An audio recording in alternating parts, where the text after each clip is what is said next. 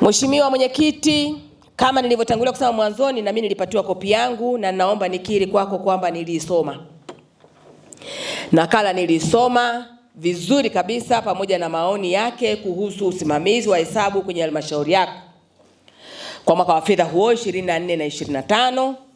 Mheshimiwa Mwenyekiti, naomba nichukue nafasi hii adhimu kwa dhati ya moyo wangu kukupongeza sana wewe pamoja na baraza lako la madiwani, kumpongeza ndugu mkurugenzi, management na wataalamu wote wa halmashauri kwa kazi kubwa mlioifanya, lakini pia nimpongeze Mheshimiwa mkuu wa wilaya na timu yake, kamati ya usalama, kwa uwajibikaji na usimamiaji wa miradi, haswa hii miradi ya maendeleo na huduma za serikali.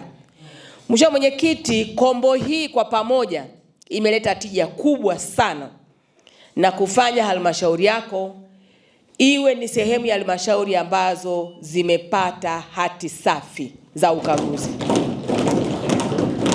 Mheshimiwa Mwenyekiti, kupata hati safi hii ya ukaguzi kimsingi, yani kwa ujumla, kama upepesi sana macho utasema tu vizuri kwamba ni matokeo mazuri ya usimamizi ambao unafanywa na baraza hili la madiwani, pamoja na ushirikiano mzuri uliopo baina ya waheshimiwa madiwani, management na watumishi waliopo.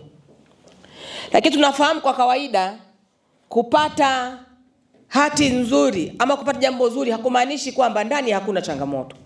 Lakini maana yake ni kwamba yawezekana changamoto zilizopo zinafanywa kazi haraka haraka, utambuzi unatokea vizuri, lakini baadhi ya maeneo tuna taarifa zake kiasi kwamba tuna uwezo kumweleza vizuri mkaguzi wa nje, lakini hata pia kumwambia vizuri CAG akaelewa kwamba kweli hapa pana changamoto, lakini ina uwezo wa kutatulika na kutekelezeka. Hawa watu tuwape hati safi.